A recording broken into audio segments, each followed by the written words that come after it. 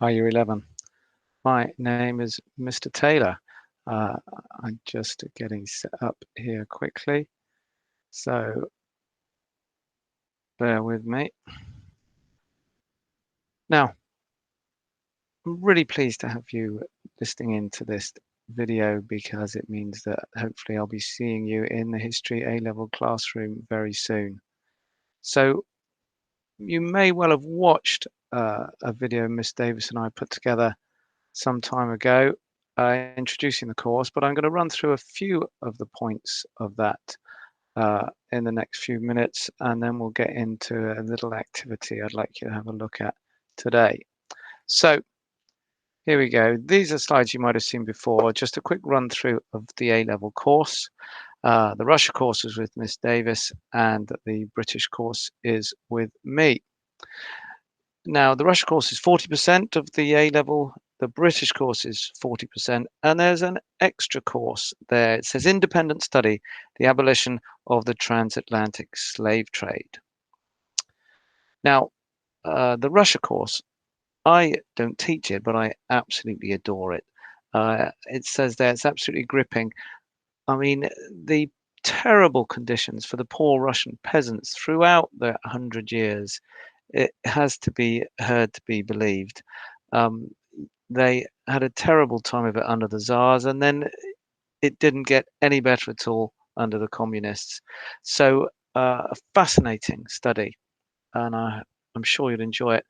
The British course with me, it's obviously much more modern. It takes us up to date. I know there's our current Prime Minister in the top left there. We don't quite go up to his tenure, but why he's there is because if you really get the most out of this course, you begin to really love modern politics. So it's kind of not just history, it's about the politics and economics of the Britain we live in today. And you'll certainly be much more political at the end of the course. But that's not just what it's about. It shows there from the pictures, there's foreign policy, Britain's role in the world and how that's changed, and lots of social issues. It's got just their women's rights, LGBTQ plus rights, racial tension, a huge wide range of stuff we look at.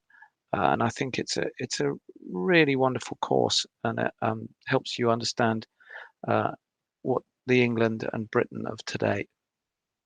Which just brings us to that final little bit of coursework, the 20% of the A-level. We call it the NEA, the non-examined assessment. And it says, what factors enabled the abolition of the transatlantic slave trade in 1833? Now, it's an essay that you write. You kind of choose a question based around that one on the screen. Looking at the sort of factors it says there, we give you lots and lots of help with this, help you planning it and make sure you really understand what needs to be in that.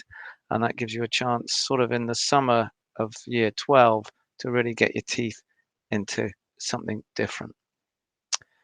Now, this brings us on to today.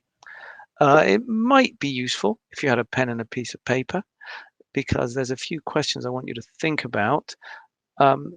I suspect some of you might just listen through and not stop it and do what I've asked to do, but I think you would not get the best out of it. The best out of the next 10 minutes or so would just be to pause it and have a go at the questions. Just get something in writing so that when I go through the answers afterwards, you've really had a good think about it. Now, we're going to have a little look at the Suez Crisis of 1956. Like all good history lessons, you'll hear some interesting facts, learn something new about the past, and then we'll be looking at the actual evidence itself, the source information about what really happened. We're going to look at a top secret document which has become available and to try to open up the truth of what was really going on. So some key facts first of all. The Suez Canal was absolutely vital to the British Empire. It's if we look at the map there, the Africa is obviously clearly in the middle of the map. Normally, ships would have to go all the way around Africa to get to India. You can see the mileage there, 12,300 miles, and ships don't go that fast. That would take ever such a long time compared to the route through the Suez Canal. So if you go through the Mediterranean down the Suez Canal, it's only 7,200 miles. This is a massive saving, not just in time, but of course in profit to all the ships traveling along that sea route and transporting goods. Britain had very important business concerns in India and Asia, and so the Suez Canal was crucial. Not only business concerns, but also military concerns with military bases out in Southeast Asia and India, and they also needed to be supported and communicated with quickly through the Suez Canal. Now, General Nasser, there he is pictured above the map. He became the leader of Egypt and decided that he didn't want Britain and France to be controlling what happened in the Suez Canal. He wanted Egypt to control the Suez Canal. Now, the Suez Canal is in Egypt. You can understand his point of view. He didn't like the idea that this incredibly important waterway was controlled by foreign countries. And so he did what's called nationalization, which meant he took it under Egyptian control. The British and the French, who ran the canal, had no choice in the matter. It says there he's trying to establish better relations with the communist world. So he doesn't really care about being mean to the British and the French. He's trying to be friendly with the Russians. So this is a sort of Cold War flashpoint. It says Prime Minister Eden thought of Nasser as a type of Arab Hitler and was determined not to appease him like the governments of Britain and France had done to the real Hitler in the 1930s. He wanted to stand up to him. He didn't want him to let Nasser get away, as he would put it, with this aggressive policy. Now,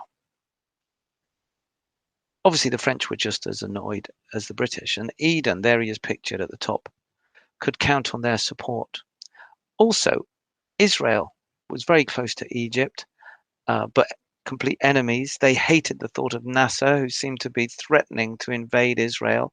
And so the Israelis and the French would support the British if they wanted to do anything about it. But the one problem was the Americans. Would the Americans support Britain if it decided to attack Egypt and get the canal back? Well, the man in the lower picture there is Harold Macmillan. He was Secretary of State for Defense at the time, and he was sent off to meet the Americans and find out what their view was. The picture there is the President of America at the time, Eisenhower, whose nickname was Ike. Now, normally they're very friendly with Britain and Israel.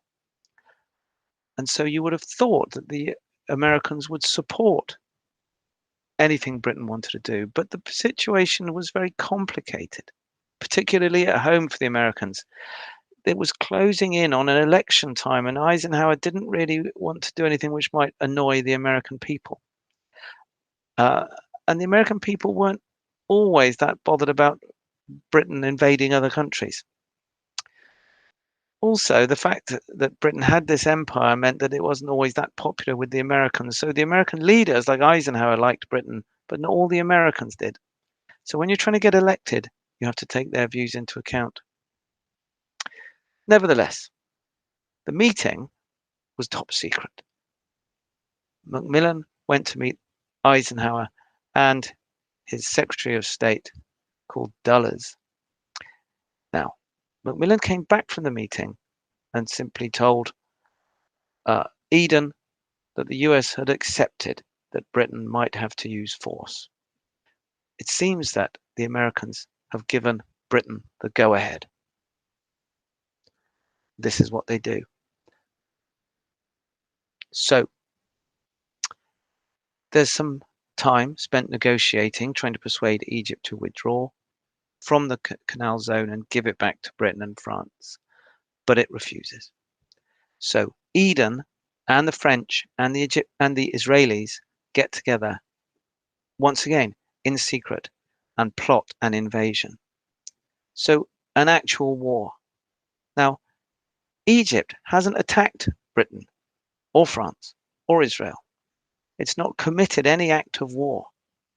And so for Britain and France to potentially start a war, killing soldiers and potentially innocent people to get this economic position back, the Suez Canal, would have been, well, a very strange way of going about things. And in the new world after World War II, countries are supposed to be trying to keep the peace, not start wars. And so this could have looked quite bad for the British. So the secret plot was that the Egyptians would invade. Let me say that the right way around. The Israelis would invade Egypt. Now, the blue lines with arrows on the end on the map is the Israeli invasion. They would move in towards the Suez Canal, which is the red striped area. Obviously, the Egyptians would fight back, and so there would be a war. So the plan was that Israel would start a war. But then the British and the French would paratroop soldiers in as, quote, peacekeepers, to try to keep the two sides apart, to make Britain and France look like the good guys, to try and help save lives, which of course is a complete lie. It was a British plan to do it in the first place. So that is what happened. The Israelis invaded, and it was a massive success. Britain and France dropped paratroopers in. The Egyptian army was completely beaten, and Britain and France actually had their soldiers controlling the Suez Canal. They had got it back. So the invasion, the plan was a success, but the rest of the world was not fooled by this. The Soviet Union threatened to actually attack Britain if it didn't withdraw from the Suez Canal. And that's bad enough. I mean, the Soviet Union did have nuclear weapons, but worse, the Americans withdrew all their financial backing from Britain. They called in the loans they had given to Britain. President Eisenhower phoned up Eden and said, "Have you gone mad?" And without the American backing, the British economy collapsed, and Eden had no option to withdraw troops. An incredible embarrassment for Britain that it basically had to withdraw with its tail between its legs just because the Americans had said it had done something wrong. This was the Suez Crisis. It's the Suez embarrassment, if you like. Now, something strange had happened. Actually, let's go back a slide. Macmillan had gone to America, and he said that the Americans accepted Britain would have to use force. And now, looking at the bold on the slide, the Americans could not believe that we had done it.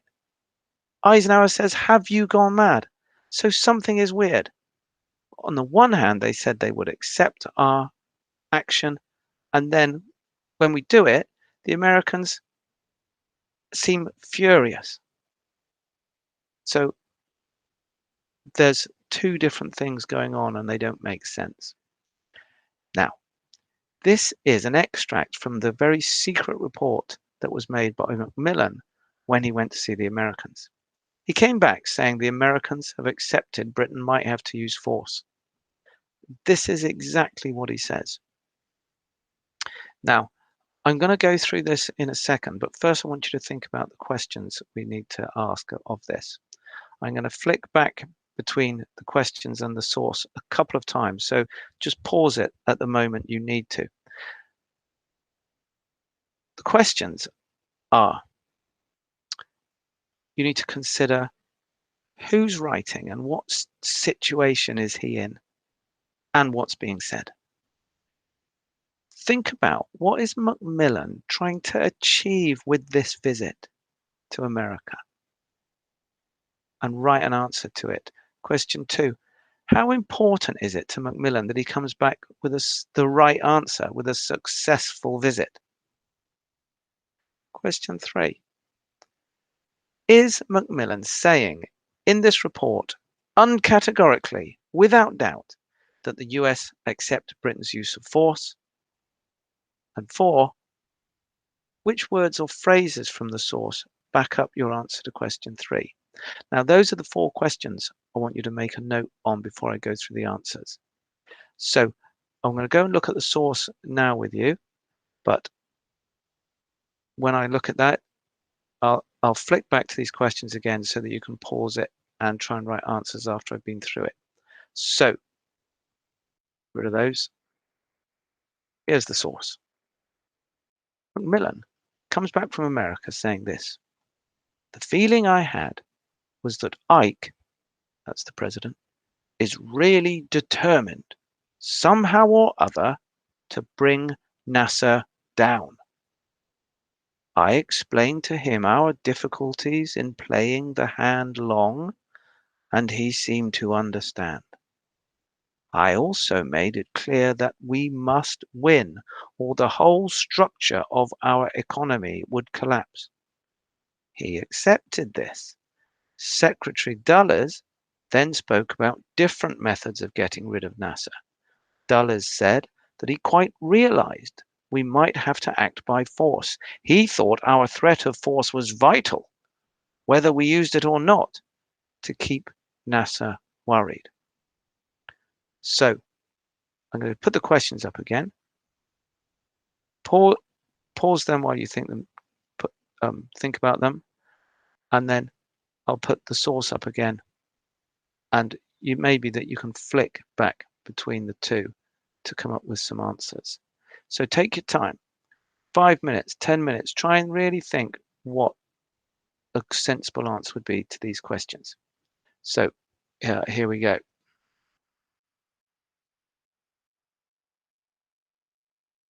Pause the video to look through those.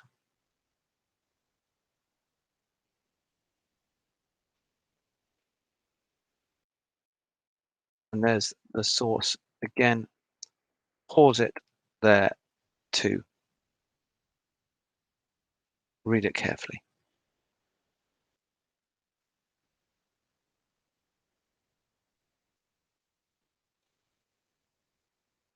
Questions up again. Now, hopefully you've by now had a chance to think about your answers at least to each of those. Now, I'm going to go through some answers. So see how they compare to what you were thinking of writing. Question 1. What is Macmillan trying to achieve? Well, he's been sent to get the Americans to approve of the invasion of the Suez. So his job is to try and persuade them to accept Britain's actions. That's his job. Question 2. How important is it that he's successful? Well, he doesn't want to be a failure. He wants, in fact, he becomes the next prime minister. He's someone who really wants to go places in this world, and he doesn't want to be sent off to the most important meeting of his life so far and not achieve it. So he really wants to come back and say, yes, he's successfully got an agreement from the Americans. So bear those things in mind. It's part of his job to try and say, yes, they agree. Now, think of those answers. Is he saying definitely that the US accept Britain's use of force? Well, let's have a look. And at the same time, we'll look at question 4, which words or phrases back up your answer. Now, he says, the first sentence, the feeling I had was that Ike is really determined somehow or other to bring Nasser down. Well, that in itself doesn't say it agrees that Britain can attack. It just says he doesn't like Nasser. It doesn't say he wants to do something illegal or violent. The next sentence, I explained to him our difficulties and he seemed to understand. Well, yeah, clearly, Britain's in a difficult position. It's economically really bad for Britain that NASA's taken the Suez Canal. And it says that Eisenhower seems to understand that. Great. But again, that sentence isn't saying the Americans accept Britain must use violence. And then it says, I also made it clear that we must win, or the whole structure of our economy would collapse. So a lot of this is saying what Macmillan said to them, which doesn't really give us the American position. And it says he accepted this. So he accepted that we must win. But once again, that's slightly different from saying he accepted we must use force. Do you see the difference? Using force essentially was illegal, against the rules. Peaceful means, negotiation, that's legal means. And it's not clear in this statement exactly what Macmillan's talking about. Then, after the Prime Minister, the next most important man in America was Secretary Dulles. He spoke about different methods of getting rid of NASA. So they discussed different methods. But discussing it is different from agreeing to it. So that sentence doesn't help. Dulles said he quite realized we might have to act by force. So this is now we're getting to a crucial part of the source. He thought our threat of force was vital, whether we used it or not. Now, so those last two sentences are the key. Dulles said he quite realized we might have to act by force. Now, that's as close as we get to the Americans accepting the British are gonna fight. But he hasn't said exactly that, has he? It's not clear. There's an ambiguity there where it sort of is putting it at its best. There's something about this source which is Macmillan trying to kind of slightly big it up, to kind of take the American words and just make out they're perhaps better than they really were. The way he says he quite realized that we might have to act by force. Why didn't he say he accepted that we can use force? So he's just sort of watered it down, and there's a sort of ambiguity in here which just makes you think, is Macmillan really being completely straight here? He thought our threat of force was vital, whether we used it or not. So once again, that sort of implies he didn't mind if we used force, but it doesn't exactly say that. Now, this is the secret report. These are the exact words. And so the British took this as saying, well, the Americans agree. But perhaps Macmillan had just, in a tiny way, twisted the Americans' words to make them come out how he wanted them to. That was his job, to get a successful agreement. And this is what he came back with. Now, perhaps if the Americans had seen this report, they might have gone, what? I didn't say that. We discussed it. I said that might have to happen at sometime in the future, but we didn't say you could go ahead and invade, because that's really what they seem to say afterwards. That Ike phones Eden and says, have you gone mad? So when we look at the detail of the sources, you can really get to learn perhaps not just what's going on here, but you can learn where historians get their history from. Historians, of course, spend their time looking at these sources. And in our A-level, we're asked to look at these sources and work out how useful they are to a historian. So history isn't just about the facts and the interesting bits and pieces. It's about the job of a historian, about where the history comes from and how useful and how weighty different sources are. And in Miss Davis's class, you also look at different historians' interpretations, why they disagree about different things. So hopefully you'll find the history easy, but also interesting. And these skills as well, that looking at evidence as what makes history so important as a discipline. Let's move on. Just to finish off the Suez Canal, the British prestige, its position in the world had suffered. Um, it was embarrassing to have to pull out of the Suez just because the Americans told us to. The Britain couldn't sort of criticize other aggressive states like the Russians, the Soviets in Hungary the same year. It showed that they couldn't do anything. The British could not do anything without the agreement of the USA. It showed how weak our economy was. If the Americans just pulled the plug, our economy collapsed. On top of that, British shipbuilding suffered as it didn't build ships big enough for the super tankers that now had to go around the Cape at the southern tip of Africa. So it had a massive impact. And how important was that report by Macmillan? If he had actually said perhaps the more honest position of the Americans, perhaps Britain would never have done it. Perhaps those things up on the screen in front of you would never have happened.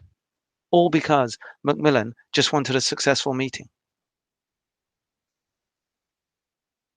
That's what we were trying to think about today.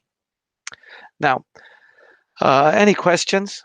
Obviously, you can email me at school or come and find me when I'm in the sixth form or wandering around at the start of the year.